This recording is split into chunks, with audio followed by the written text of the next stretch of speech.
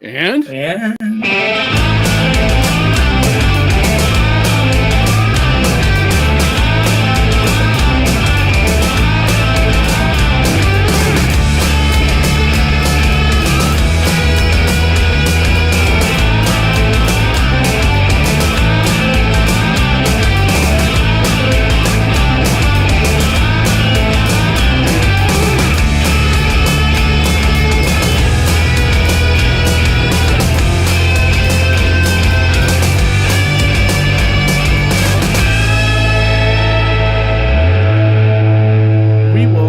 Try to screw it up less next time, although we can't possibly screw it up as badly as the city is screwing this.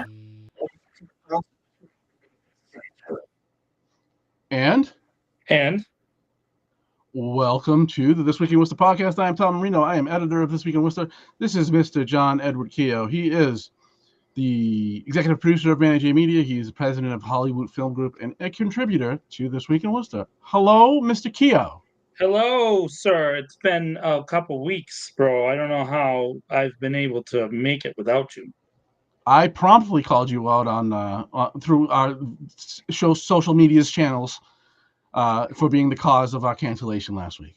And how dare you? I took full responsibility on several platforms. It was my fault. It was definitely my fault. But I was doing something really cool, though. I was going to say, why don't you tell us a little bit about why you blew us off last week? Us being me and the rest of the people. So we were doing something spectacular. The short film Solace, written by and directed by Thomas J. Dwyer, also known as Tommy J. Dwyer, also known as Tom Dwyer. There's probably a bunch of other names that I could call him. But anyways, that's my buddy. And he wrote a script with the goal of trying to get it into the Dead of Winter Horror Festival next month. And it was tremendous. So I joined on as the producer for it.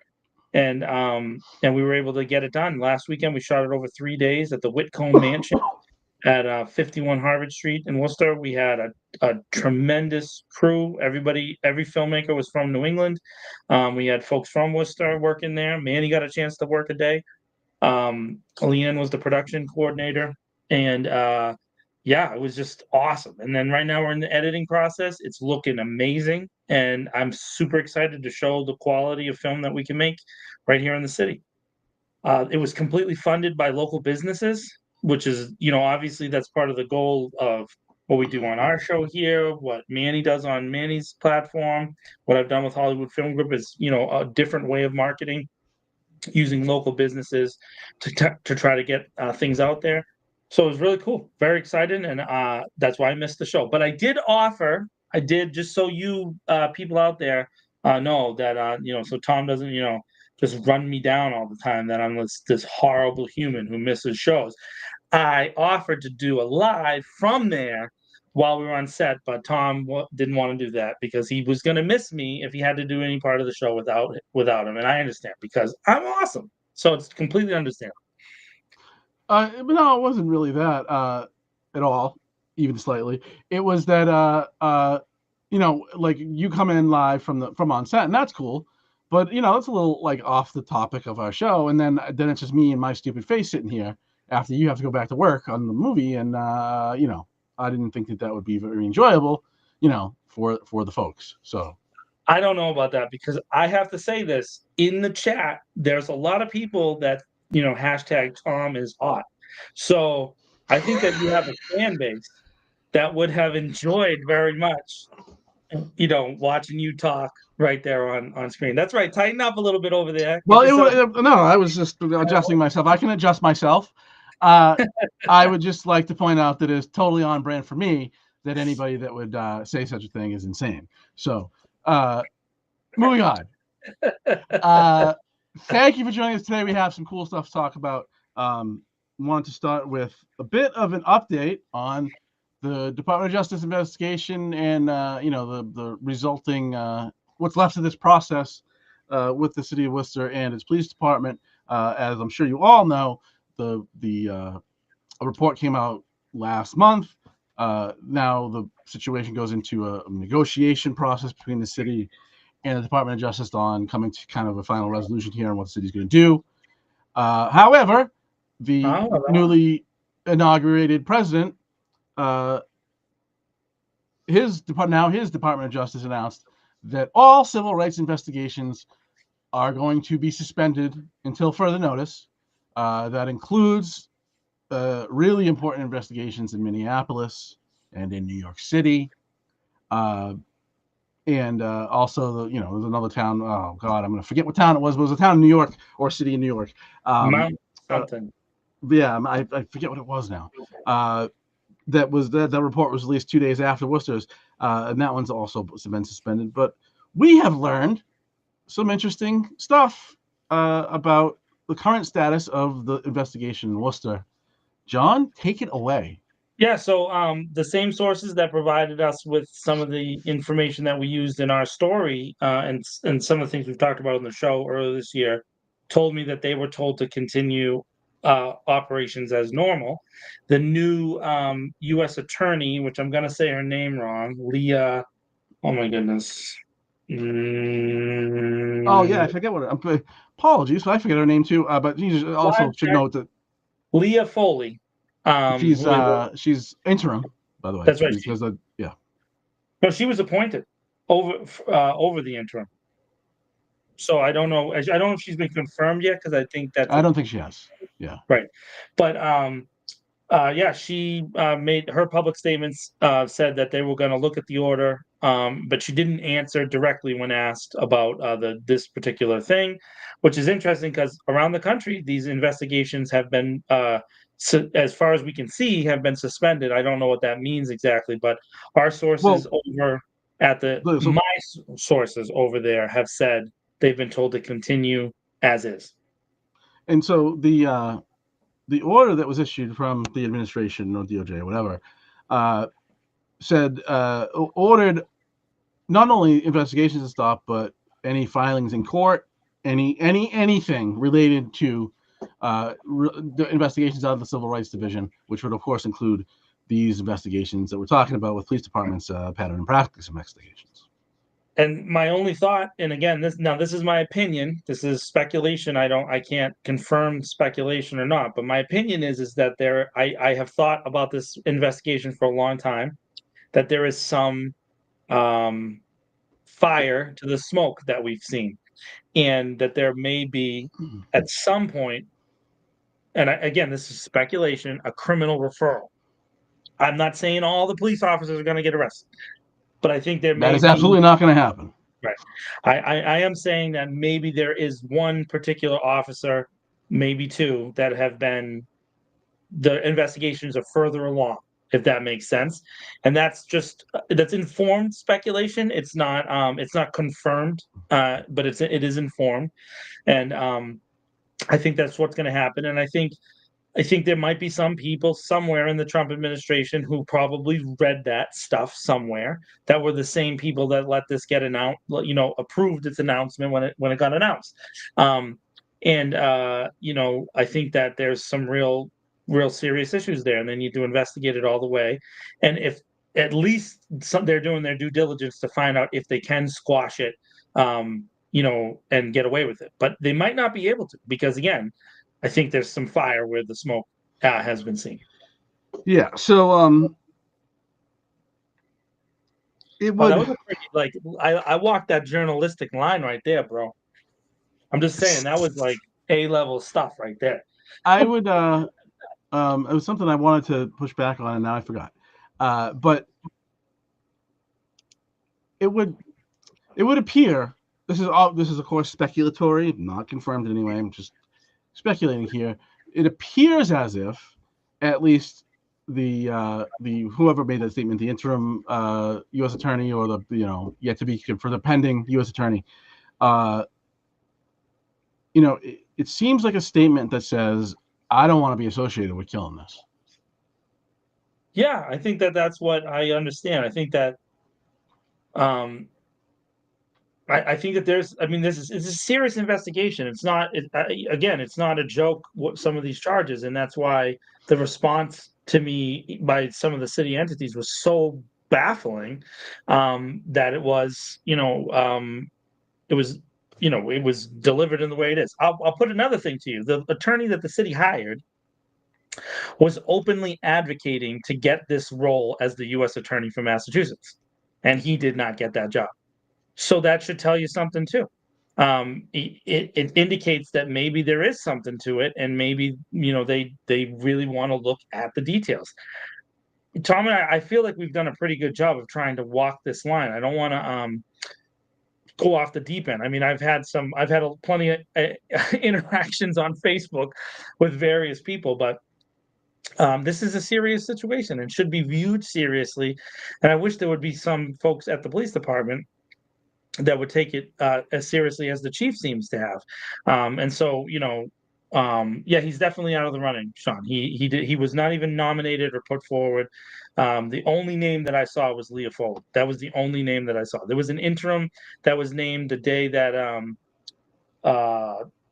what's his name stepped down, and Josh, yeah, Josh. The day that the former guy stepped down. And 3 days later, the day after Trump's inauguration, Leah Foley was named as the new interim. And then again, I don't know when the Senate votes on that stuff. The Senate isn't the Senate on recess or something for like a week. I don't know, something like that. The House is. Somebody's on a recess and they have to finish all the appointments, and so we'll see when that happens.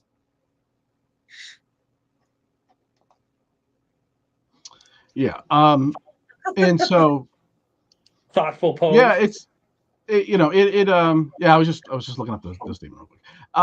It is so look, that could change at any second, right? This Sure. could be that the U.S. attorney is pushing back, saying, "Hey, there's something here that needs to be pursued," and that might come from up the chain of command. That's nice. Shut it down. So maybe this is going nowhere because it sure seems like. I mean, look, that the department in Minneapolis has been troubled for many, many, many, many, many years. It obviously came to national prominence just a few years ago with George Floyd, but that opened the dam of criticism for that department that's been going on there locally for a very long time. It's a bad department and has been for a long time. And so that was a really important investigation, and that's seemingly been shuttered. Doesn't give me a lot of it gives me worry, because I'm telling you, if this thing goes away, the police, the maybe not at the chief level, but certainly the rank and file and the unions will just scream that, see, nothing happened. It was all a lie. I mean, you could see that it's happened, and even in a general sense, I've and this is again my own interactions, but vice president of 504, Anthony Petrone, is online all of a sudden. He's very prominent now in the more public facing Facebook groups. He's all over the place making commentary because I think he feels empowered because of what happened. He feels like the mayor and the city manager let him skate, and so because he feels like that, he's out and about. And this is the same guy who bullied a 17-year-old girl online, led to death threats against her family, and had to apologize in a negotiated settlement by city manager Batista. And it's the same guy who threatened local activists and president of the Caribbean Carnival Association, Jen Gaskin, in the same Facebook group years earlier, and had to have a negotiated apology from former city manager Ed Augustus. That guy is now prominently all over social media talking about public-facing issues. He obviously feels like there's no way that he's ever going to get caught out for that stuff, even though he was forced to publicly apologize. No shame on that man at all, which is amazing to me. It blows my mind. And so I think that what you're saying, Tom, makes a lot of sense, that if it does go away, it would empower people like that to just do whatever they want.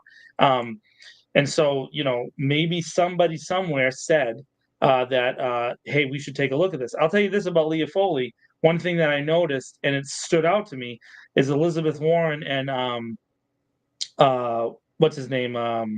Ed Markey, the other senator, does nothing for Massachusetts. Anyways, the two senators from Massachusetts, who often can, even in a partisan environment, can steer who gets picked for these roles, had nothing negative to say about Leah Foley. So she must be a well-respected attorney. veteran of the local Massachusetts scene. So maybe we got good. Maybe we got a good one. I don't know. Who knows? You never know. It could randomly happen. Maybe not everything is going wrong in the world. Maybe I'm hopeful. Maybe I'm too hopeful. Yes, she's actually not the acting attorney, so maybe she was confirmed. I don't. If she was confirmed, that's fast, Tom. You know what I mean? That would Yeah, indicate. no, it says appointed. Yeah. They have to be confirmed. Yeah, so I'm not sure what her status is, but they're referring to her as the U.S. attorney and not interim. Anyway, so that's where that is. You know, maybe there's some hope because it seems like there's pushback from people within DOJ. It seems on this, specifically to the Worcester case. Yeah. I certainly hope that it continues because if it doesn't, nothing's going to happen. Yeah. Again, I think if there was nothing to it, it would have been shut down on day one, just like some of the other cases around the country, right? If someone in the Trump administration thought they could get away with it, like point blank, they would have done it, and they didn't. So there's something there, and somebody somewhere is doing some form of due diligence, whether it's this new U.S. attorney or somebody else. And according to my sources, they have not been told to stop, and that the team that was in place stayed in place. So, and those are things you can look up. You can go right on you can see the staff roster and see who's there and figure out on your own time who it is that's talking to John. And so, I mean, that's not, I mean, that's as far as I can go. I can't name people, but I can say at least that. And, I mean, I think that indicates, again, this is a long running investigation that has uncovered some stuff. And so I think there's more to it than what we've heard about, for sure. Oh, of course. I mean, I'd imagine that just like the things that we write, when the DOJ put this report together, they reported a small fraction of what they heard. Right.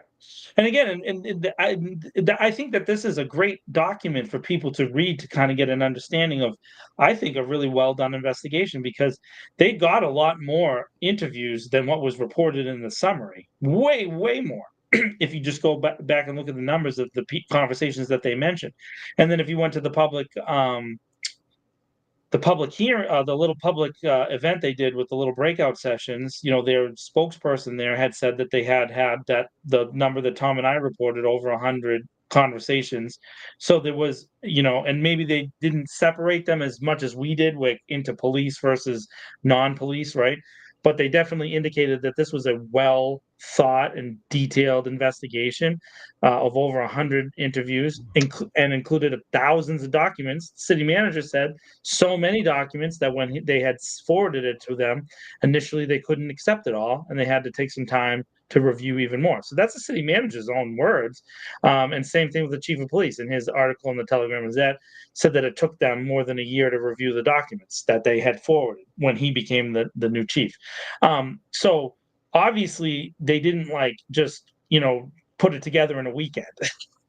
Right? You know what I mean? Which was kind of how it was presented by the city's attorney and then by the police union heads, was like, yeah, they threw this together in a couple days and just put it out there because they wanted to get something in before President Trump got inaugurated. But again, it stayed, and it has had lasting staying power. I think it's kind of hanging over the city too a little bit, and is coloring this year's election season, because there's going to be people, I think, that are going to get tough questions. You know what I mean? People that are pro-police. We're going to talk about that later in the show about the different people.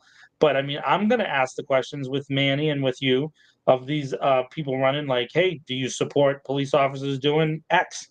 Right? I mean, if they're anybody who says I'm pro-police and I'm pro-first responder, that's a typical election season vague thing, right? That people say. Well, I'm going to follow up on that with a direct question. Do you support police officers, using over the pants hand jobs as an investigative tool? Is that do you feel like that's normal? Should that be done? And I want to hear what they have to say. I don't think that they are expecting that kind of pushback, but I do think that there's enough people now, including you and me, including Manny, including the folks over at Worcester Sox, and I think some new younger reporters here in the city are gonna ask tough questions this year that maybe haven't happened in other election seasons. Yep, agreed. And I just note that although the city council, passed an item about having public hearings, which it doesn't have the power to do, it keeps saying it does, but that's a different topic. And yet we have not seen one materialize or a date announced or anything. Of course, I mean, they could just announce it and push it off into the. Again, these things, I do. Excuse me. I do like the public groundswell of rallies and people going to city council. That's great to see that there's lines of people every week, 50, 100, and 200 people are going to these meetings, and you're getting all the new people that I haven't seen before engaged. And so I hope the city council sees that, at least sees that. Maybe they think it won't amount to anything, but I don't remember this, Tom. Do you remember this level of engagement at city council meetings in January of any year? I think it's topic dependent, though.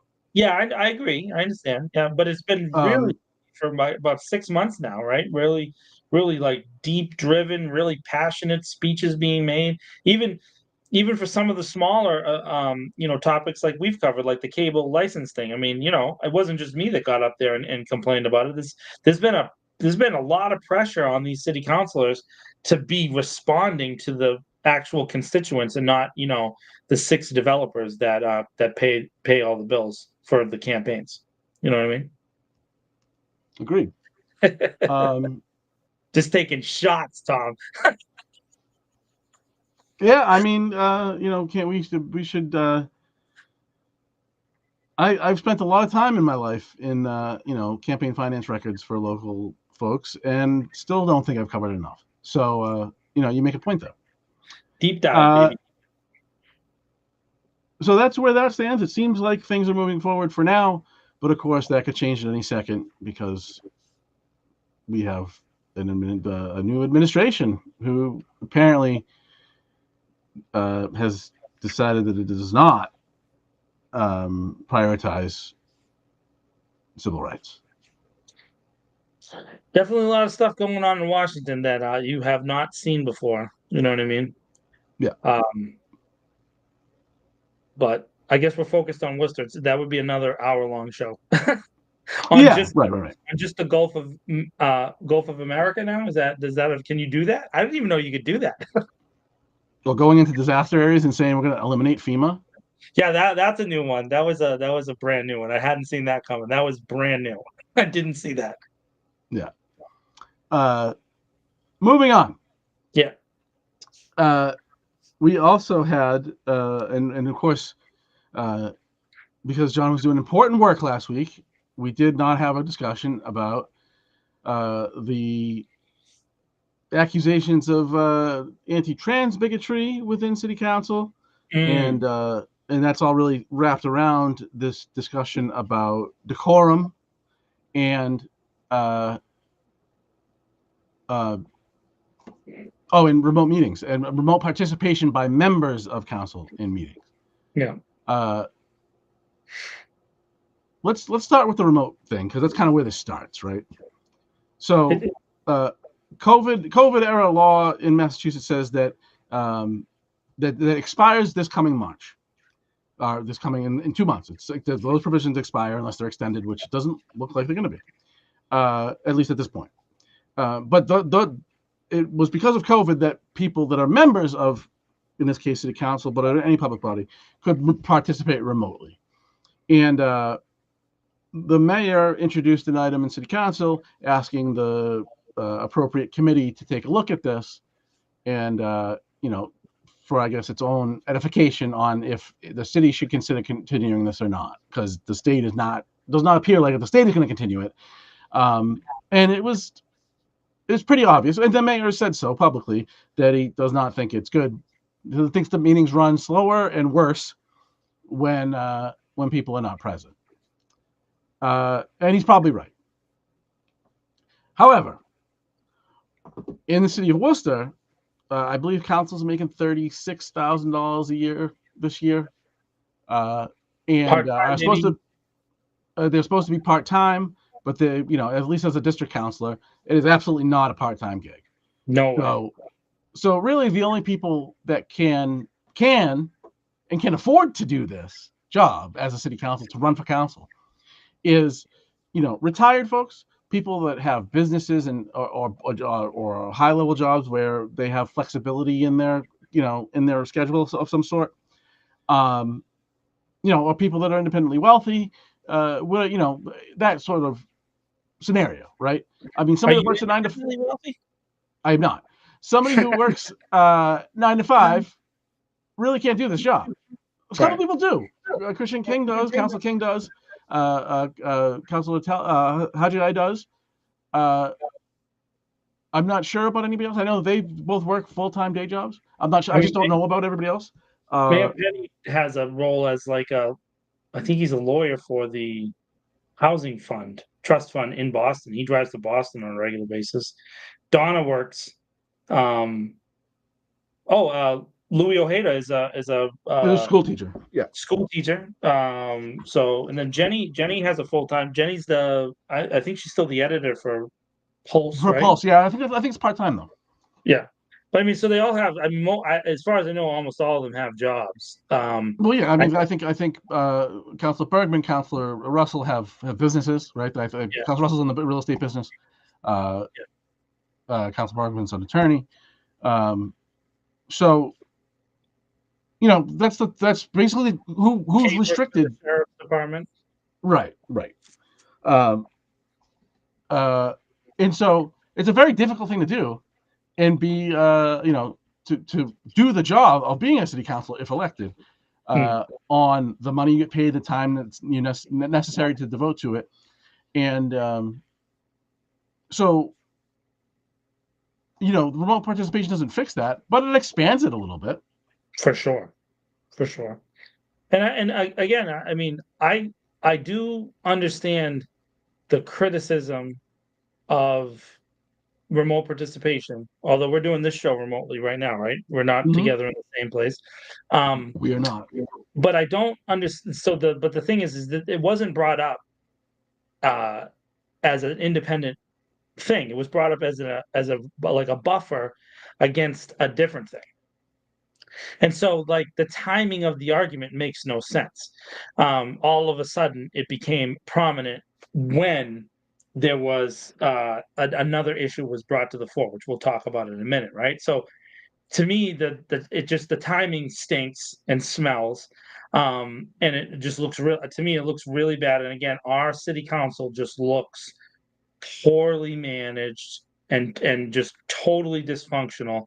If this was an issue, and as you said, the law is going to expire in March, it's something they should have talked about last fall, right?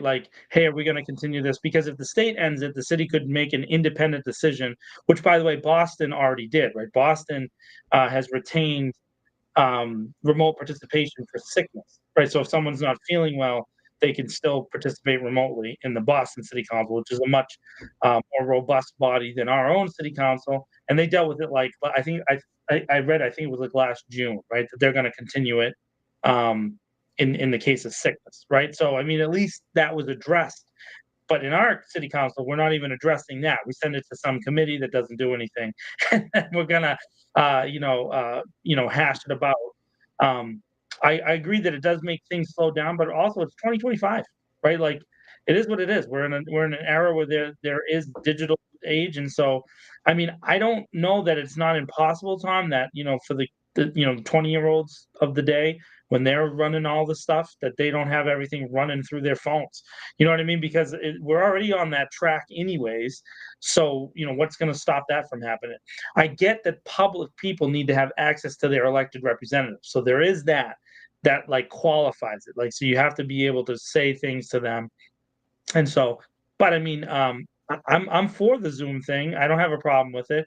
I guess, would you want to have a counselor there more often than not in person? I guess, but I don't know.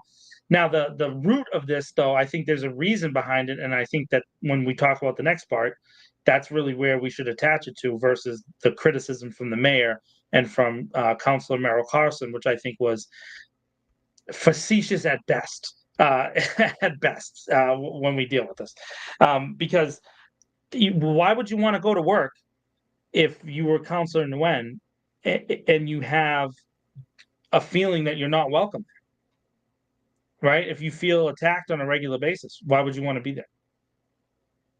Fact. Sean, you mentioned that Council Colorios also used to be, or maybe still is, a professor at Quincy. And also wanted his comment on Council Nguyen. If you worked with, if multiple coworkers treated you like garbage and you had the option to work from home and not have to deal with them in person, wouldn't you do it? Right. And so they want D and me on the same wavelength. So they want to take that option away, obviously. Or it's, the mayor's position is that it doesn't help. And I would just say that it's I think beyond time that we have full-time counselors, and then you can schedule meetings wherever and whenever you want.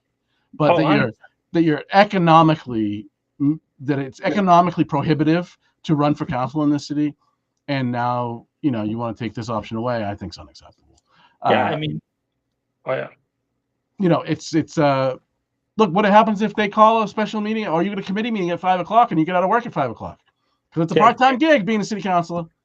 You can't beat it. And I also think it is interesting that some of those special meetings are called at the times that they're called, because it does look like it's designed and intentional to not have it. Now, if this rule goes away, for example, the city manager's vote on his contract wouldn't have had quorum, so they couldn't have voted, right? So I mean, like, there's some practical need for this kind of remote participation as well, if the mayor says that that's how they do things. Remember that special scheduled meeting after Council Nguyen had held the budget, the salary item for the city manager. There was only 2 councilors present, and it was Mayor Petty and Councilor Toomey, and there was no one else there. All the rest of the councilors were all remote. So that meeting wouldn't have been able to happen without Zoom or whatever it is they use, WebEx, which, by the way, the city chooses the worst possible. No, they use Zoom now. They use Zoom now. They used to use WebEx. Zoom? Is it? Yeah, it's been Zoom for a while. Yeah. Okay. At least the council does. Yeah. So that's the bit about the remote part for me is you have part-time people. And it just makes it more restrictive to be able to afford to be able to be a city councilor. Yeah, I mean, you need a big budget now, realistically, to be able to run. I've had a bunch of conversations with people this week. We're going to talk about that too, about people who have made some announcements to run for different seats. And realistically, the number that you're hearing just to be able to maybe be competitive, even in the district races, is probably $10,000 to $20,000. That's a significant number if you're only going to receive $30,000 as a salary. So if you we're going to risk it with your own money, right, which some people might want to do, you're gonna spend 2/3 of your potential first year salary to do it, and that doesn't seem feasible. And I don't know, is that 35,000 take home? That's not to take home pay. That's their pre-tax pay, right? That's on payroll, yeah. Yeah. So I mean, what do they get what do they get in take home? 25 grand? You know what I mean? Like, so yeah, I'm not sure, but I mean, nonetheless, whatever someone's tax situation is their tax situation. But I mean, it's not enough money to live on in the city. No, for sure. It definitely isn't enough money to pay rent in the city. And so, unless you're, living in a place that's been grandfathered in by lucky landlords, you know what I'm saying? And then, or that you own something, or you have a family member, or maybe you're living 4 deep in a room, you know what I mean? Like, that's the only way to afford rent in the city right now. And so, that salary makes no sense. And so, yeah, Sean made it a point, unless you're crooked, that's the whole point. Like, so if you can pull in money from other places, but if you want to have any ethical and moral stand and not like take money from the chamber or take money from any of the big companies around here, you're going to have to go fundraise door to door. I mean, and I know from personal experience doing the movie fundraising, that's literally how I do it. It's not an easy thing to do. We've had some success the last couple weeks in being able to do it, but it is not easy to raise 10, 20, $30,000 from people that unless you know them. You know what I mean? So it's very hard. It's a very difficult thing to do. And I can't imagine that there's a lot of people who want to go through that. Plus, the traditional media scrutiny that comes with running in the city of Worcester. So as soon as you announce, there's a Ray Mariani hit piece if you're not inside the, if you're not inside the group, right? You know what I mean? Like I've speculated about running myself, and I know that that's coming. There's like a 13-page diatribe by Ray against me, talking about everything that happened since I was 6 years old, right? So I mean, and it's just going to be on the front cover of the Telegram and Gazette. So that, I mean, that, and not that I'm afraid of that, because my life is a public life, so it is what it is. My only fear would be how that would affect other people around me, and so that is the one thing that keeps me from thinking about running. You know what I mean? So yeah, well, Ray should inform some of us of anything that he accomplished during his time as an elected person in the city, besides protecting a pedophile, allegedly. Good job with that aside right there. You like that? Can you see the court documents of this transcript right now? Like then John made a joke about it. So that brings us to also the mayor had asked the same committee to look at decorum in other cities and how elected people are expected to behave. Yeah. Which appears to be a veiled shot at Councilor Nguyen as well, for supporting petitioners on the Gaza ceasefire petition from a few weeks ago. And this is, again, Tom, this is why I keep using the word mismanaged for the council, because what they're going to find is that, at least in the last 3 or 4 years, that decorum rules and restricting speech rules on the floors of city councils and town councils around the state of Massachusetts have been consistently knocked down by the Supreme Judicial Court of Massachusetts. But don't let me end there. If you go and look at the nation's trends, the nationwide local municipalities have lost in court on speech issues over and over and over and over again. And we have a Republican-dominated or a conservative-dominated Supreme Court that has sided with petitioners like city councilors who have been silenced by the chair, town managers, city managers, mayors, all that kind of stuff. There are hundreds it's too many cases to read, but it's consistently over the past 4 years that those cases have resulted in losses for municipalities. So the city tracking in that direction means it's going to be another waste of our tax dollars. You're going to waste money on a potential losing lawsuit that apparently is losing everywhere, but particularly here in Massachusetts. It's been a losing battle over and over and over and over again. So why would you go down that road? And since we have multiple lawyers on the city council, why not do your own research? This, by the way, an interesting thing, Tom, the city has its own LexisNexis account, which LexisNexis is a legal research website, right? It's basically like Google for legal stuff. And the city council has access to that website.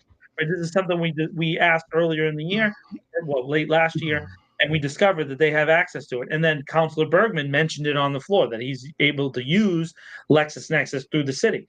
So you would think that instead of going to have the city manager's law department look up those cases, they could just log on and look up the cases themselves. Type in municipalities lost free speech with councilors, blah, and you'll get a bunch of results. It's really not those cases. So I'm aware of cases about citizens speaking in council. A lot of those, yeah. But there's cases on elected representatives too. Yeah, all over the country. But in Massachusetts, there's multiple unelected representatives, particularly on the issue of using curse words, right? So that happened in Tewksbury. There's a case in Tewksbury. I can get the name for you, where one of the city councilors called the chair an effing dirtbag, and then the chair held him in contempt. The councilor sued and won because effing dirtbag is protected speech. I can, you can use that term. Now, where's the line? The line is when like there's actual personable threats that are enacted. So if you and I, if I'm a city councilor and you're a city councilor, and I start saying, Tom, I'm going to hit you, and it's like it's actually defined threats. That is the line of free speech permissible within municipal governments. So, but that, by the way, that's logic. Why is that such a hard legal standard to understand? I can use the F word all I want. I don't like to use the F word. I try not to swear too much. Whenever I do swear in front of Tom, he goes, "Whoa!" Let's celebrate. He celebrates, and other people too, because I really don't. I really try not to do it, but it has nothing to do with anything that you do. Like if you want to swear, I don't care. It's just a personal thing for me where I try not to do it. But in this case, I believe that the current city council rules are unconstitutional. And so, why wouldn't they look at that first and see, hey, I want to hear John swear. No, I'm not doing that, Maria. But you know what I mean? Like, look, why wouldn't they look at that first? Like when they make these decisions, I feel like a lot of them are reactionary decisions. And again, they were trying to punish Councilor Nguyen. So it's like, we got to punish Councilor Nguyen. So we're just going to put these orders on here and not think them through at all, which just goes towards my point that I've been making on a regular basis. This city council is broken and totally mismanaged, and it needs to be replaced almost en masse, and changed over, into a new group. I'm not going to go there. That's up to voters.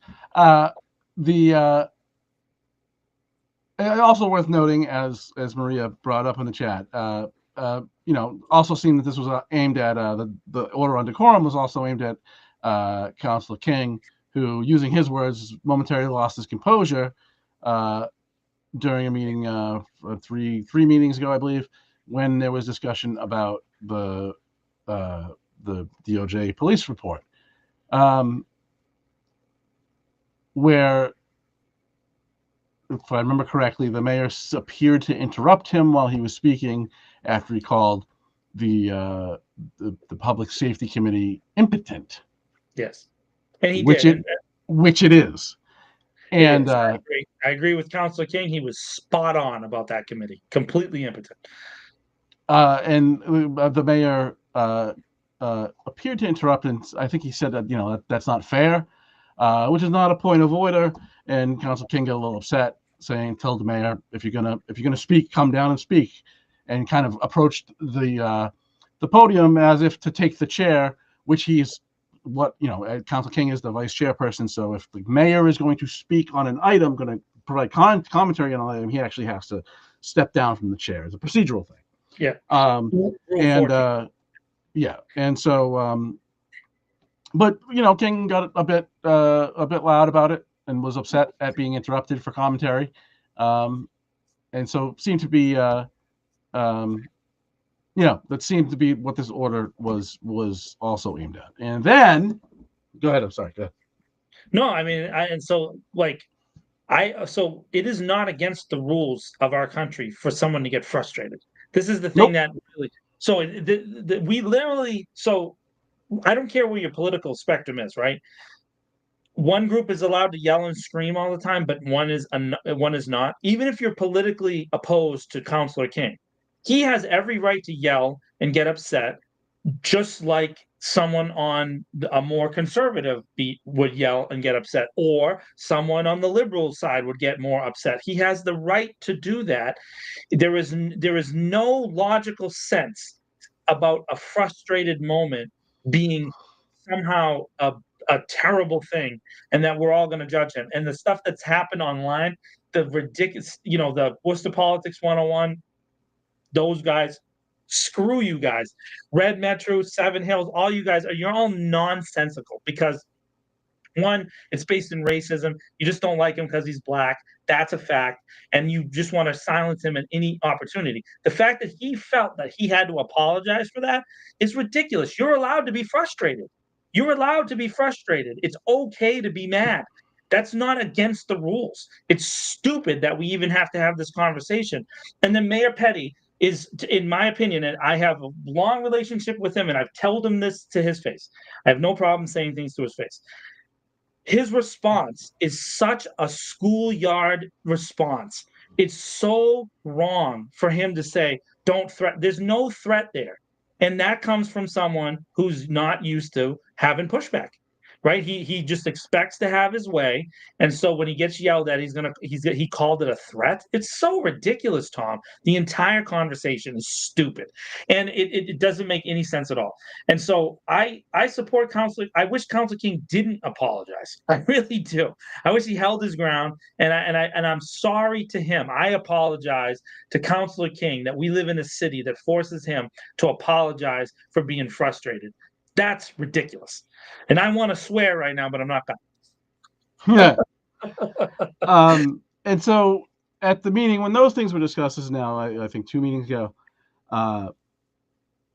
Councilor Nguyen spoke specifically. I think they spoke toward the meeting, the remote meeting item, and accused Councilor Toomey and the mayor of misgendering them at some point, and said that another counselor had been referring to them as it in private conversations. And then a day later, I believe it was Councilor Nguyen put out a statement and said that it was allegedly Councilor Merrill Carlson who had used what they defined, and I agree, is a slur against trans people, and is not appropriate. And I've said on this show and in other forums that Councilor Merrill Carlson is one of my favorite people, but it would appear that there were. It sounds like, I have not confirmed. I wouldn't say I've run this down to the point where I could say that this is confirmed. It would appear that there were witnesses to this that came forward. And so, and Councilor Merrill Carlson didn't exactly issue a denial. So, if that's the case, it is completely unacceptable. I have had similar conversations with folks in the city, and I can tell you this, that one of the people that witnessed this is a current sitting city councilor. So, I'm hopeful that person will eventually come out and confirm it, and not a person named in all these conversations. So, but again, and this term is the equivalent for folks that are trans people. It's the equivalent of of words that we're not allowed to say in public, right? That we shouldn't say in public. And the easiest way to deal with this is, I'm an Irish guy, and the word for Irish people that's dirty is Mick, right? That's that word, and it was used throughout my childhood by mostly Italian kids. I would call me a Mick, and I would call them a word back, which you probably all know. And that was a constant, back and forth when I was a kid. This is the same kind of thing as that. It rises to the same level of that. And it is typical of Worcester to have older folks that are Worcesterites having this conversation, and because they don't understand somebody who's different than them, they use words like that. And that's what it was done. It was done to hurt. It was done intentionally in their hearing, so they could hear it. They were made to feel uncomfortable. It's the high school nature of city council, walking down the hallway, ignoring people, not talking to them, and then saying bad things about them in the media, saying bad things about them to their friends. The cliquey nature of the city council, which just has continued to suck for 50 years, right? It's just that's our city. We can't get out of our own way with our leadership group because of this kind of behavior.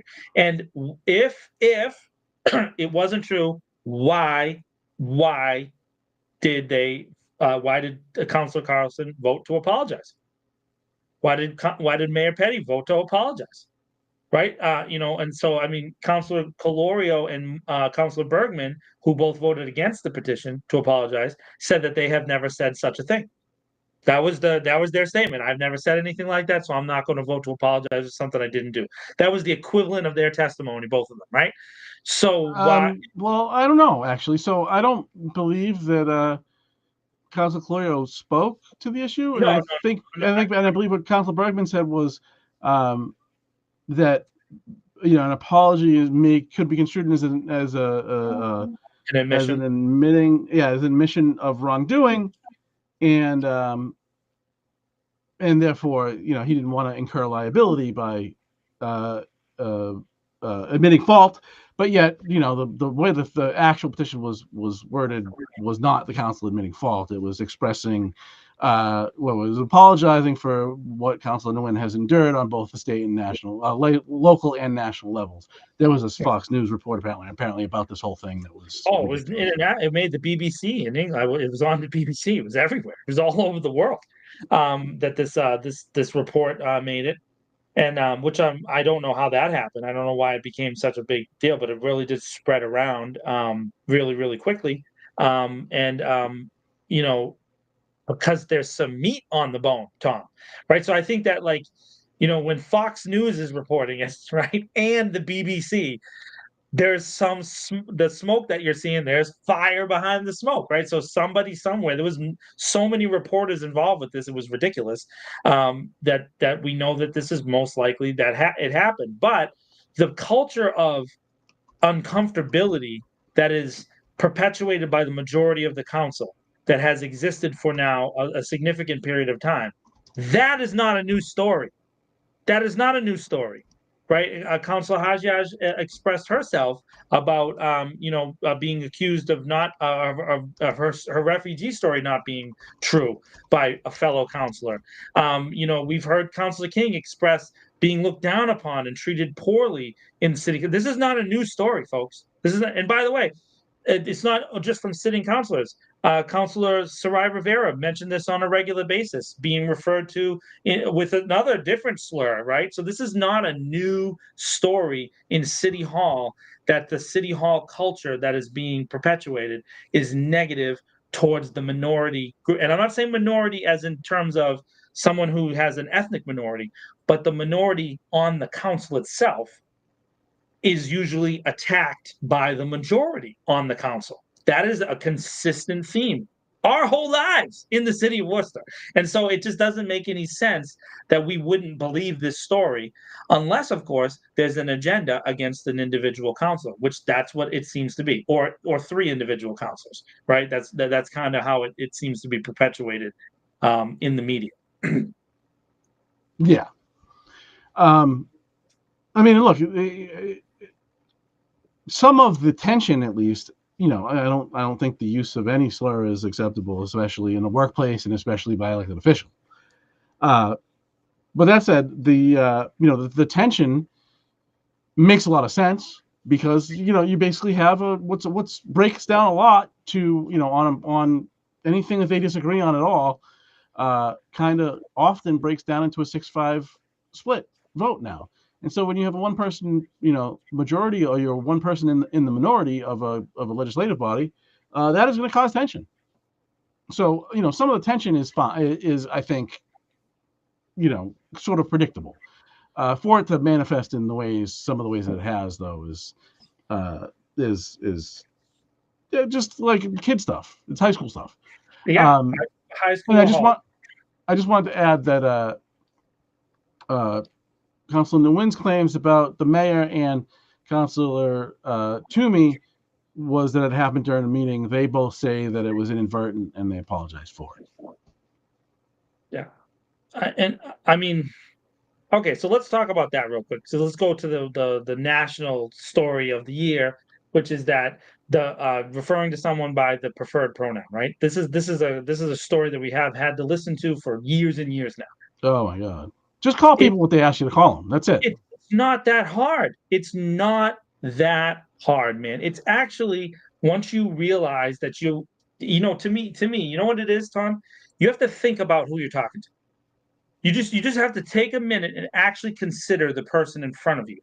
And our leaders don't have the ability to do that. And instead, we have this nationwide movement of people that are like, oh, I refuse to do that.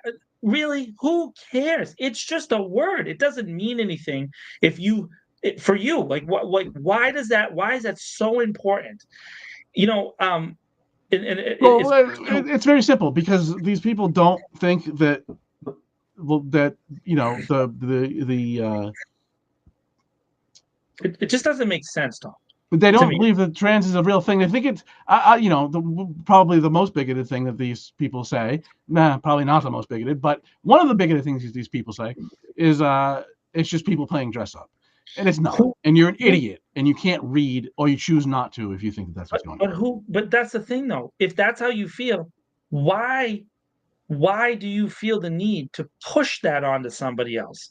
If that's how you feel, fine. I could care less about everybody's opinions. Opinions, more and more as I get older, mean absolutely nothing. Right? They don't mean anything. It's just an opinion. It's just something that people have. Like another body part, right? We could talk about that all day. But the thing is that it's not that hard. It's really not. Now, I'm 42 years old. When it first was something that I learned is while I was a student at Clark University just a few years ago. So I was an adult student. I was older, and I was lucky to have a younger student that was 20, kind of like walk me through it and teach me, right, like why and how and what they were going through and their understanding of these things. And I felt like this person was really expressing themselves to me and telling me, why it was important to them. And so, was it hard at the beginning? Did I forget at the beginning? Absolutely. Yeah, of course. I still forget. I still screw it up. But all you do when you realize it is you just correct yourself. Yeah, to say and sorry. Acknowledge that you have, any amount of respect for other human beings. But in the end, and I'm not trying to say that like other people need to go around correcting other people's words. I'm not saying that, but it's really just not that hard. It's really not. Now, on the other side of this thing, I mean, there is definitely folks who then go to the other end of the spectrum. If you do misgender someone, they will try to destroy your life, right? So there is that other side, which I think probably is too far. But in this particular case, there's a person at the center of this, a person, a human being who's expressed themselves and said, I feel uncomfortable, unwanted, and unwelcome in a job I was elected to. That's how Councilor Nguyen has expressed themselves, that they feel uncomfortable, unwanted, and not safe in that space. And that makes no sense at all. It's the stupidest thing ever. And it goes to mismanagement by the city council and the mayor. This should not be the environment. It doesn't matter if they're telling the truth. We should not hear this. It doesn't matter. This should not be coming out of the city council. So to have them put orders about decorum and Zoom and blah blah blah and all this other stuff before they have good working relationships with people shows how poorly managed this city council is. And I thought I would never see city council as poorly managed as the ones before it. But they have risen to new levels, Tom, of just ridiculousness. How can you not have a basic, decent working relationship with somebody who is your peer? They were all elected to their roles. Different vote totals, doesn't matter. They got there through the people electing them. Why can't you take the time to care about them enough that this kind of thing doesn't happen? It makes no sense. And to me, it becomes disqualifying, Tom. If you can't manage this, how in God's name can you manage the city of Worcester? Seriously, the second largest city in New England, how? How can you manage this if you can't manage that? Basic adult behavior. And lastly, on the agenda, I got nothing to add. That was pretty good. And lastly on our agenda tonight, we just wanted to talk a little bit about. We'll do some speculation, if you will, on on who's running or who's announced. There wouldn't be speculating on those that are announced. Of course, papers can't even be pulled yet, so never mind filed. So this is all what people say, and what's kind of been said. But Shawnee D for mayor. Oh, sorry. I think the saddest news of I'm tied. I think with the two councils announced that they will not be running for re-election. Council Russell in District 3, who's I think is in his 7th term and will be 68 by the time of the election. He's decided he will not run again. I don't always agree with Council Russell politically, but he has been the true swing vote on that council right now. And disagree with him plenty on votes he takes, but sometimes he surprises you and takes a position that is at least appears to be purely on principle. And so again, don't agree with him often, but respect him a great deal. And even more sad than that, I think, is that Jenny Pasillo, who is the current district councilor in District 1, in her first term. Now, Jenny has been involved in that community for absolutely ever. Didn't missed one of their community meetings this year. I think she said it was the first one she hadn't been to in 5 years or something, some ridiculously long time. So she did the work to earn the votes for that seat long before she ever decided to run. For sure. And told I think Mass Live that she's decided to spend more time with her family. I'm sure that that's a consideration, but I think she just hates it. Yeah, and that is not what she told me. Just for the record, she did not tell me that. I do talk to Council Pasillo from time to time. She did not use. I haven't talked to her since she announced that she was on. Yeah, so Council Pasillo, I've known Jenny for a long time. She's great. I think she's great. An absolutely wonderful human being. Yeah, I love her family, and I want to push back a little bit on Bill Shaner, who in his article, basically said Jenny was not a good counselor, and I want to push back on Bill on that because I don't know what that's based on. Maybe she didn't vote the way he wanted her to vote in certain places. I'm not sure when that was. Yeah. She has been solidly, at least on many issues, part of that 5 minority. Yeah, I know. So I'm not sure. I think Jenny has voted, for my own personal taste, quite effectively for me. Yeah, I think. So I thought Jenny ran one of the best campaigns in like Worcester city history, in that it was positive. She had a good relationship with her opponent. She was, obviously she knew what she was talking about. She knew the issues in her district. She knew the people in her district, the power players, all those things. I have to say this, that I think she did, I'm going to say it. I think she did 1 billion times better than her predecessor, Sean Rose, in developing that community and in doing the things that the constituents wanted. And so I think Jenny was a good counselor. Obviously, as a single vote, it's really hard to influence things. I also thought some of the things Jenny had to say on the council floor were good. Again, it's hard in a first term situation to expect them to make sea changes in the city of Worcester. We just spent an hour talking about how badly mismanaged it is, but it's not mismanaged by Jenny.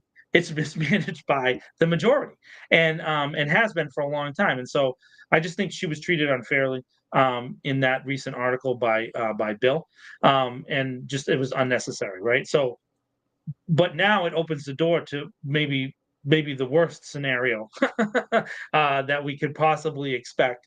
I will say this about Councilor Russell. I want to be fair to him as well. I think that he was a champion for schools in the city consistently throughout his career, particularly within his district. He fought for funding for the schools. He fought for repairs in some of those schools, which were very terrible. I think it's interesting how we have people celebrating new schools being built over the past 6 or 7 years. However, part of the reason they have to build those new schools is how poorly they managed them for years. Former Superintendent Bienda might have something to say about that, right?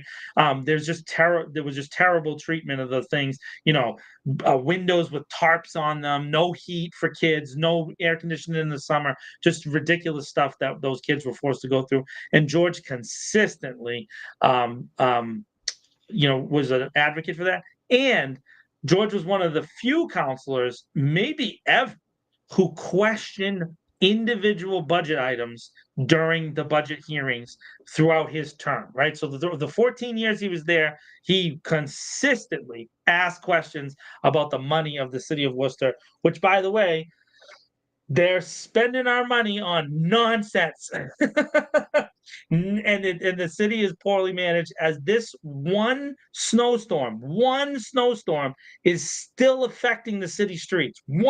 Just one time this year. It wasn't even a big storm, it was 5 inches, and the city is still wrecked more than a week later. Poorly managed nonsense. And George did question that on a regular basis. So good for George. And maybe just, 14 years, he's getting older, good for him. I don't have anything bad to say about George. No, George, I mean, he's a very nice guy. When, at least for me, always picks up when I call, then tells me we're only going to talk a few minutes. He's got to do something. And then it's a half an hour later. Because he knows the issues and he's a lot of fun to talk to. Again, don't agree with him all the time, but good man and sad.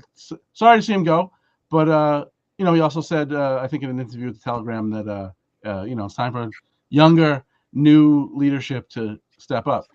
And so in District 1, in Jenny's seat, former councilor in that district, Tony Economou, announced he's going to run. I don't know that.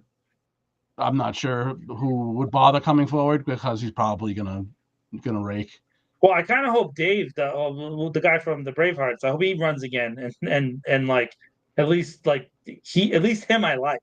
But this guy was not good when he was there the first time. He got voted out, right? Didn't Sean Rose beat him? Or who beat him? Someone beat him. Tony. So I know Tony a bit. Tony's a great guy. Again, don't always agree with his politics. Good guy. Did some work with him at a certain radio station in town when he had a show there, and so I got to know him a little bit there.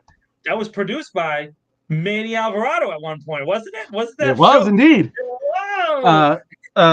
I meant to say earlier about decorum, just because I want to give a shout out. Really, if yelling is not allowed in city council, how did Gary Rosen serve so long there?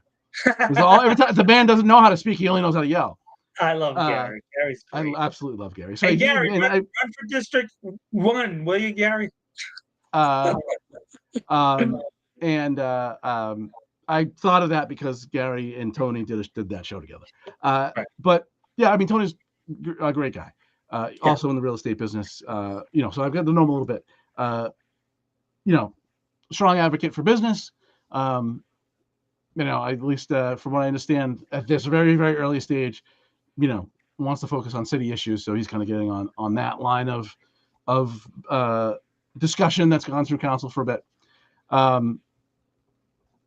would imagine he'll end up running unopposed, is my guess, because he's going to be strong in that district. He used to serve there. He was not reelected, but he ran at large and finished. I think that was the year that Councilor Calorio figuratively came out of nowhere to steal the 6th spot, and he was 7th. And so, but I'd imagine, I don't know who could step forward in that district now and be competitive with Tony, who's got a big network there and has lived there forever and served there previously. My only thing is that, I'm not going to decry your personal relationship that him that well, but I'm going to say this again, the votes, he's coming from, in my opinion, again, this consistent track record of big business outside of Worcester being supported over small business inside of Worcester. And I just, again, even it's sad that it's Sean's wrote that Dave said he's not going to run again, but even the Worcester Bravehearts, perfect example. We had a minor league baseball team in the city of Worcester, a organic homegrown team, and the city of Worcester went and got themselves another minor league team to compete with their own homegrown team, which, by the way, the Bravehearts continue to do very, very well, because it's a better product. And I will challenge anybody on the baseball side of the things. That's because the Red Sox owners don't really care about you at all. It's just a money making machine for them to sell you $7 slices of pizza. So that it is what it is, right? Just a machine to take your money. And realistically, they don't even care about your money. They don't want you to go to the ballpark. They want people from Framingham to drive to Worcester to see, whoever's on a rehab assignment from the Red Sox and pay their $7 for pizza. And then ship that money now out to a New York corporation because, again, they're not owned by the Red Sox. Anyway, but I Right. They own, but that's a whole different story. They're owned by a whole New York corporation that owns many, many, many minor league ball teams, which is interesting. But that's a different and not Worcester story. And from what I understand, Tony and Tony Economou and Dave Peterson, who ran in that district last time, they're pretty close. I can't imagine Dave's going to run against them. And apparently is adamant, according to Shawnee, that he won't run again. Dave's another guy. Don't love his politics. One of the most wonderful human beings alive. Like really a genuinely great guy. I thought again, and I thought I also disagreed with several of Dave's positions, but I thought one of the better candidates ever. He just happened to run against Jenny, and Jenny was great at what she was doing. But I loved Dave and loved the conversations. I got to meet him a few times. Manny interviewed him. The only counselors who were willing to do like a debate kind of thing were Dave and Jenny. Everybody else kind of blew it off because they went to the kind of normally run debate series that we've seen over the couple of years, which is, you go to a place, the moderator asks one question and everybody answers the same exact way, no difference, no, you don't see anything except for Attell, who stands out on a regular basis, but it was always the same answers, kind of going through there. Dave and Jenny were open to that. We just couldn't get it together in time. Hopefully this cycle, maybe this week in Worcester, we'll be able to host some stuff. Have maybe Manny and Tom asking questions, which would give kind of, a dueling perspective during this cycle. We'll see what we can do. Maybe, just maybe. Maybe it'll be remote participation, Tom. I don't know. So Tony Economou was running in District 20, announced last week, soon after Jenny announced that she wouldn't run. District 2 looks like a rematch between Councilor Merrill Carlson and Rob Bellotta. Rob Bellotta lost by, it was a significant percentage, but there was a low turnout, so it was only a few hundred votes numerically. It's certainly within reach. Rob's been active in Worcester forever on a range of different issues, and I've already said, as a human being, Kenny Merrill Carlson I think is wonderful, despite recent issues. Rob's a great guy and works hard on disability rights and a whole bunch of other stuff in the city. That's maybe the most interesting district race because it was sort of close last time. It was close numerically. It's hard to bet against an incumbent with a whole bunch of money in the bank from previous cycles, though.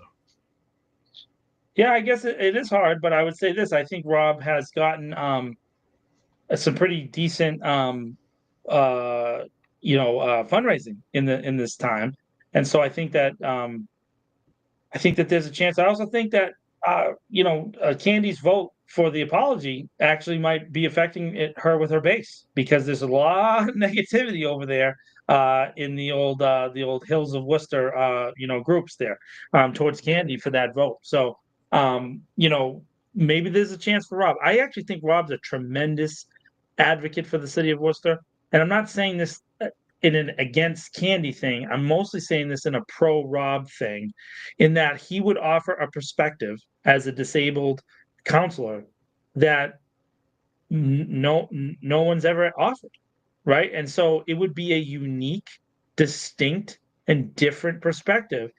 And man, does that city council need at least a mental wash of some kind, right? I mean, so obviously there would be accommodation things that would have to take place, and I think that it would be good for the city. But it's not just because of that. Rob is one of the nicest guys I've ever met in my life, and you would not know that he's disabled except the fact that he's in a wheelchair. You know what I mean? He's more capable than me at pretty much everything, and other than his physical limitations. And I think that a guy like that would be a tremendous advocate for the city of Worcester, and I think that he loves Worcester. Again, I want people who love Worcester people, not necessarily love the Worcester system, right? And I think that that's the kind of person that, and most people will probably that are watching this that are my people that watch our show will be like surprised because Rob's politics are probably not necessarily the things that I would vote for, right?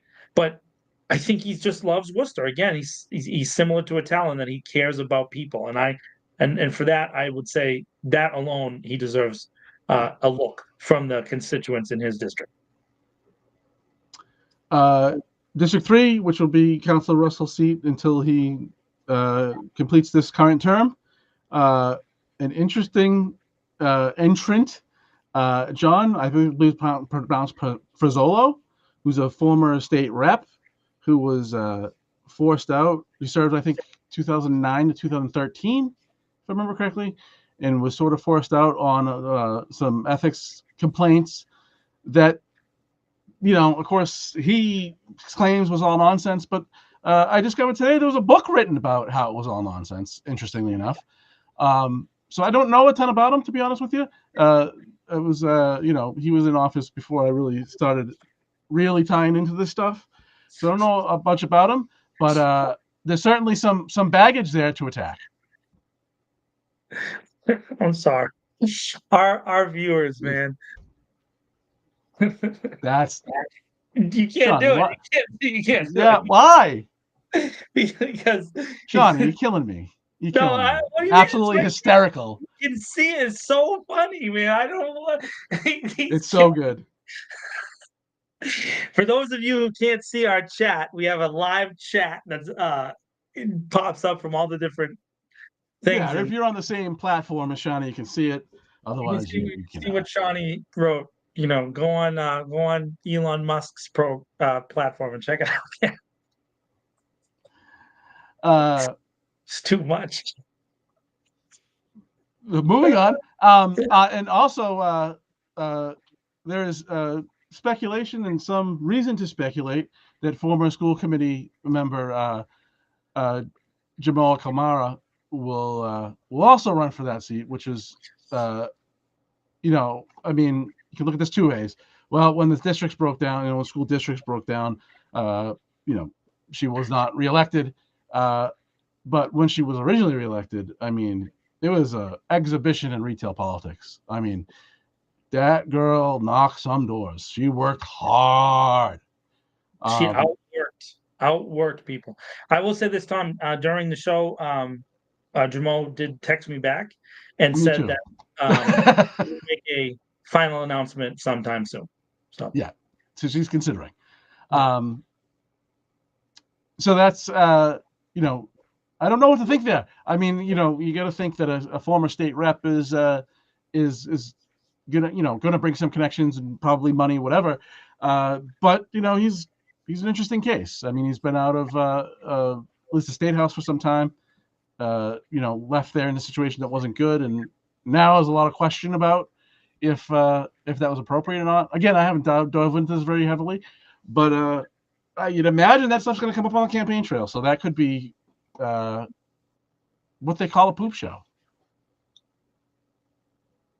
If that old stuff is going to get dug up again, could turn ugly. For sure. In District 4, I don't think anybody else has announced.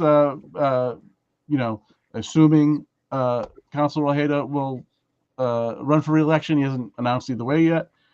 In District 5, we also appear to have our second rematch from 2 years ago with Councilor Hajai, and Jose Rivera has said he will run again. to keep the boxing theme going, usually there's three of them. There's usually one, and the other, and then the third. To finish the boxing matches. So we'll see. We'll see how it goes. In District 4, by the way, real quick, I'm a District 4 guy. Last time there was 5 candidates, right? So at least in the primary season there was 5. So maybe we'll see another group of folks running in. And it was to my District 4 fellow residents out there.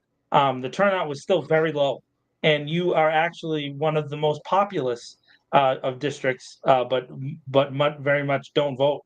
And so go get voted, man. Get voted in District 4. The districts are the same size. Yeah. Well, I mean the peoples. No, I mean by population, they're the same size. No, but that's what I'm saying. But they don't vote in that district. In my district, they don't. Yeah. In fact, I can tell you this: that in my house, which has 15 residents, I was the only vote. And so there you go. There's the difference. And I think Louis won by like less than 100 votes. It wasn't a huge spread. No, I mean, look, and I think any district race, really, if you can turn out any new voters, you probably win. Sean, I think that Attell could take him in a real fist fight. That's my personal opinion.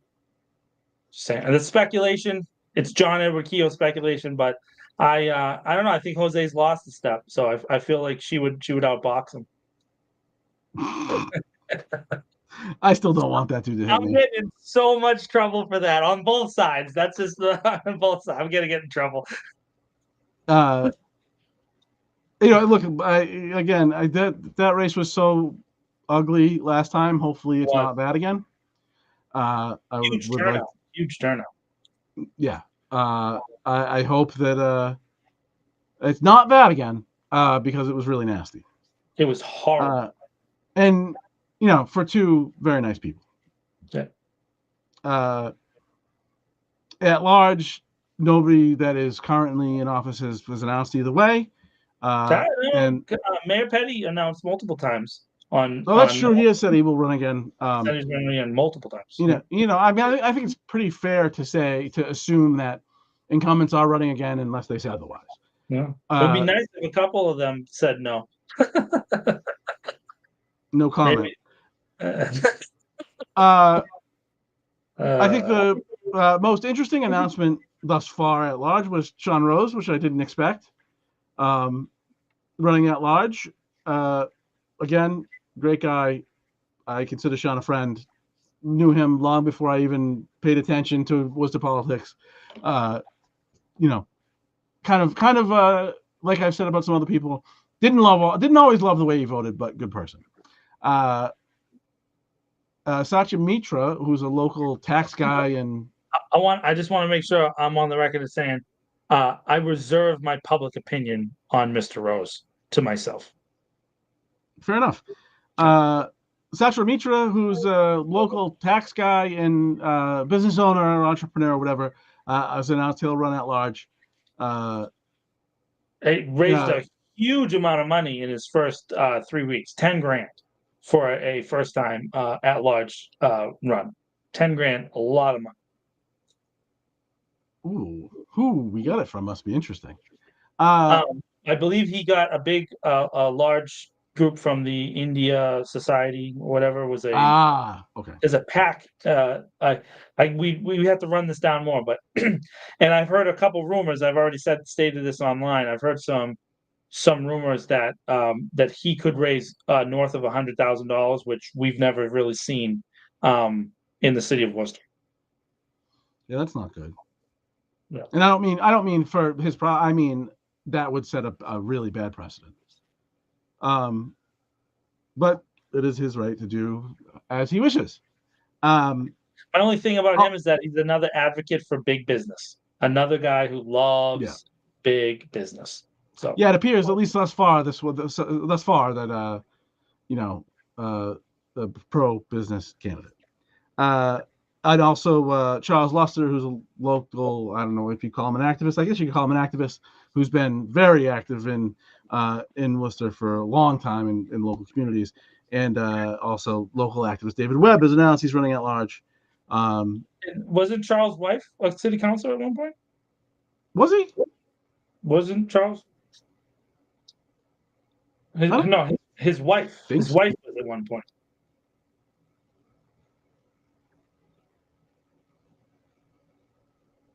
I'm not sure about that. How long ago?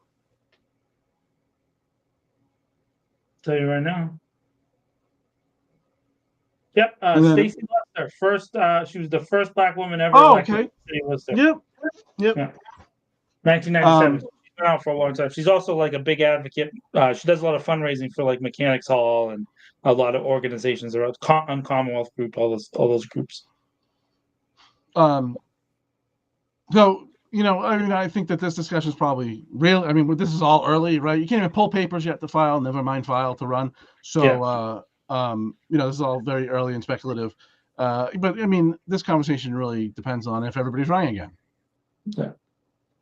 Yeah. I mean, of the four, I mean, even Charles, Sean, and then Satya, the four like challengers, I guess. 3 of the 4 are associated with big business in the city of Worcester. So, I mean, it doesn't really open a door in my mind other than David. And again, David and I have had our throwdowns in the past. I just don't see in the big list of things other than the people that are already there, anybody who's like pro small business, that's pro small people. And that's really, my concern is about finding a candidate who is about helping local people that are here from Worcester grow, whether it's their families, their footprint, their legacies, or their small businesses. We just don't see a candidate like that that you would think has a chance. And I'm not saying I don't want to like decry anybody's chances because that's not fair, especially when we have platforms and we can talk about it. I don't want to talk anybody down. Vote for who you want to vote for. But I want to see people that actually care about local people. I thought in District 4 the last time, Katya Norford, who is a Worcester local her whole life, immigrant family, a small business owner from District 4, right? Like, she was a great example of somebody who like really cared about that stuff. And I think Louis is fine. And I had said in the race I couldn't pick one or the other because I thought they both would do a good job representing District 4. And but again, those are in the districts. We don't really see that in at large field, Tom, that you get like someone who actually cares. And to be honest with you, let me be fair. Councilor Nguyen, I don't know that they are necessarily an advocate for small business either, right? So it's not like we just don't see that. It's just so much about developers and big companies and big investments and all these huge things. What about us? What about the people that are here? What about the people that are from here? I mean, how do you help develop local people and local things? That's really what I want to see, Well, that would take a generational long commitment to education, which we're obviously not going to do. Which is not. If it can't be done in the next 2 years, we're not going to do it. It's just that simple. That's just the nature of, the electoral cycle. And then for school committee, nothing really moving yet except for in District E. Kathy Roy has a challenger, Noella Chafoya. Know nothing about that person at all. By the way, I have to re-say my pledge, Tom, that if Maureen shifts to city council and runs for mayor, that I will run for mayor, and my shirts will say, I'm running against Maureen, right? So I want to reaffirm my public pledge that I will run if Maureen runs for mayor. I will run against her and her alone. From what I understand, that individual intends to run for a city council. I mean, for school committee again. That's just what I hear. I don't, they have not announced anything. That individual. I'm just making my positions clear. Understood. So that's kind of where we're at now. There's some interesting stuff happening. Of course, again, I don't think they can pull part. I feel like it's March 14th for some reason. There's a day you can start pulling papers. I could have the day wrong, but it's Oh, Yeah, that's March 4th. close. I don't know one. you- Leave me alone. You did good.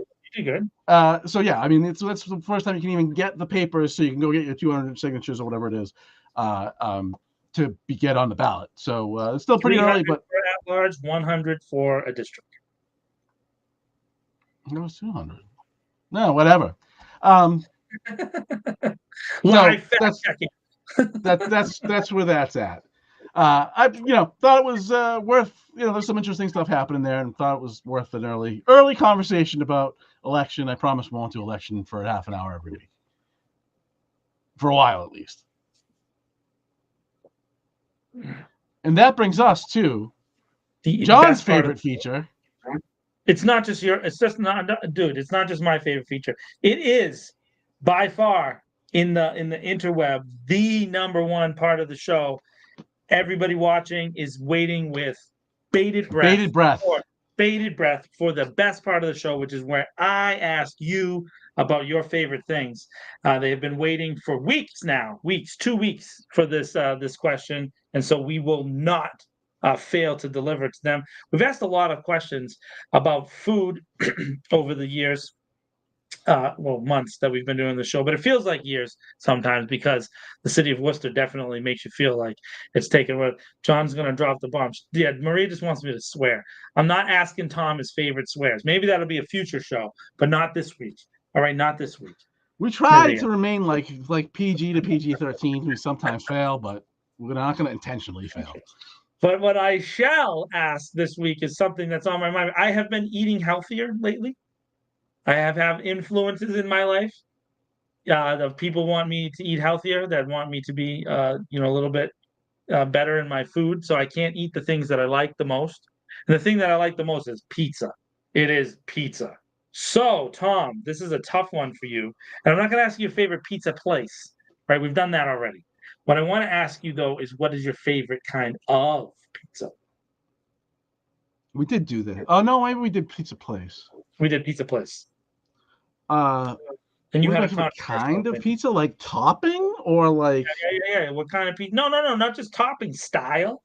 You know what I mean? Do you like a New Haven? Do you like a bar pizza? What do you like? What's the favorite thing, man? What's going on? A Chicago deep dish, Detroit, the messy one, whatever. What do you want? What do you like? It's pizza. It's How can it be bad? It's great. It's amazing. I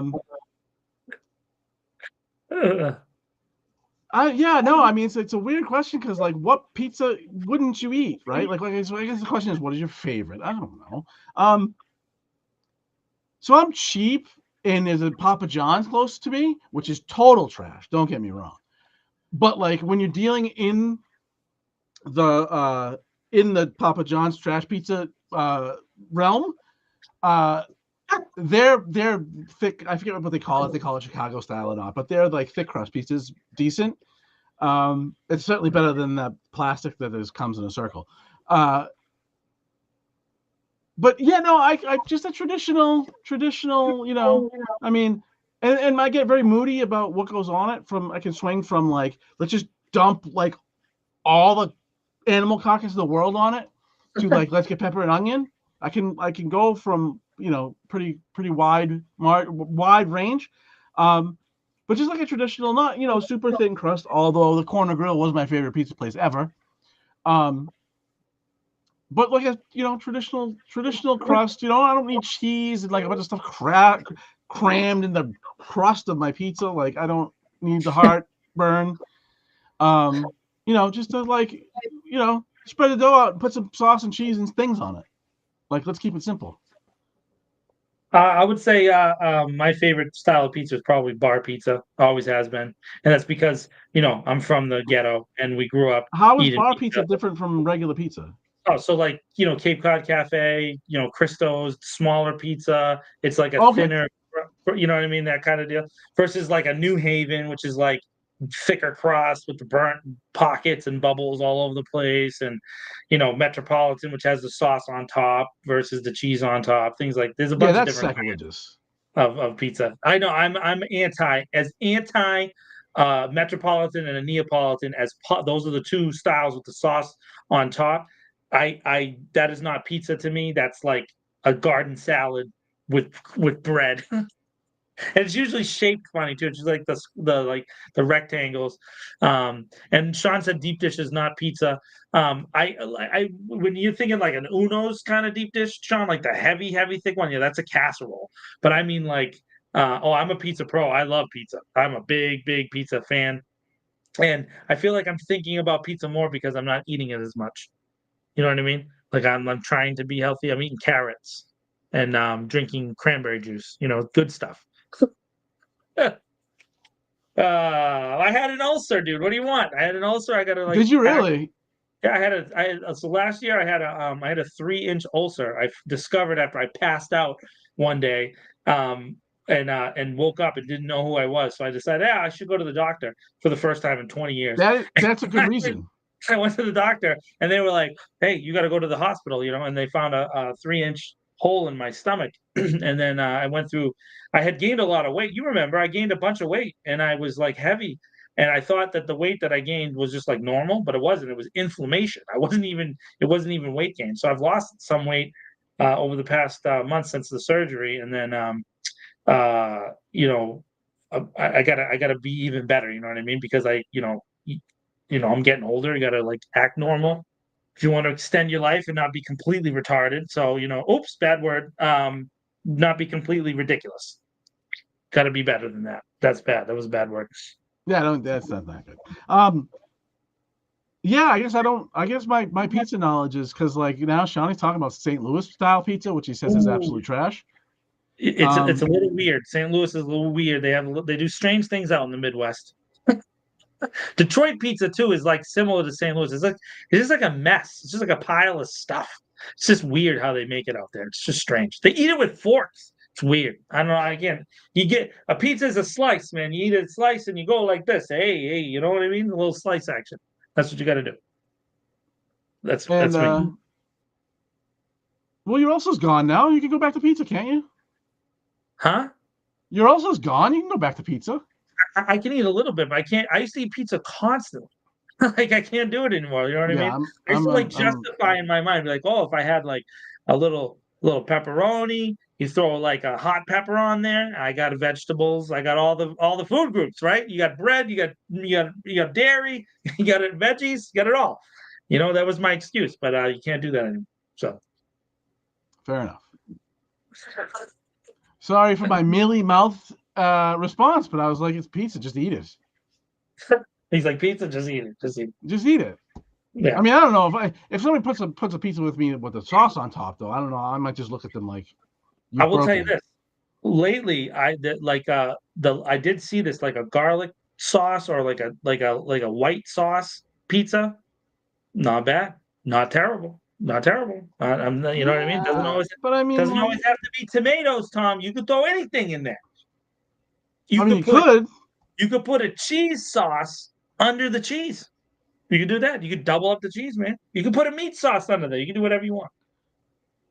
If you put a cheese sauce under the cheese, at what hour and on a scale of 1 to 10, how much would the pain be? Like at what hour would you wake up, A, and then B, on a scale of 1 to 10, how deeply would you wake up with your fingers embedded in your chest trying to pull your esophagus out because your stomach fluids are just in your throat hanging out? Hey man, listen, I don't know. I mean, pizza is like a worldwide phenomenon. This dude, what's his name, Portnoy there from Barstool Sports, who by the way sometimes can't stand that dude at all. But anyways, he's got a whole thing with the pizza review thing. It's like a massive hit for him. So, maybe we should do pizza reviews. We can get really going too, because if you go on Worcester Still Eats and you mention that you like a pizza place other than one or the other, man, people will light you on fire. Really? In fact, that might be the way to win the election in the city of Worcester. You pick the right place. You know what I mean? Just talk like you said, Central Grill. Just talk about the nostalgia with Central Grill. So and then talk about how your opponent likes the other place. Yeah, your opponent likes Golden or something, and not Golden on Chandler, Golden over on Grafton Hill, right? And Everybody will set your life on fire. By the way, the guy that owns that Golden, he's a nice guy. I like that guy. I bought a pizza from there once or twice. Yeah, I mean, I haven't been up there forever, but He's a nice guy. yeah. I like him. All right. Well, I think that is a wrap at 1:38. So we kind of failed, but that's all right. Yeah, but we made up for last week, so it's really like split the difference. 45 minutes. We're under. That's how it is. Look at that. Look at us on time. Hey. So thank you for your participation this week. Unlike last week when you ditched us all. And, I did. I failed you all last week. We will try to screw it up less next week. We do this every Sunday at 8:35ish.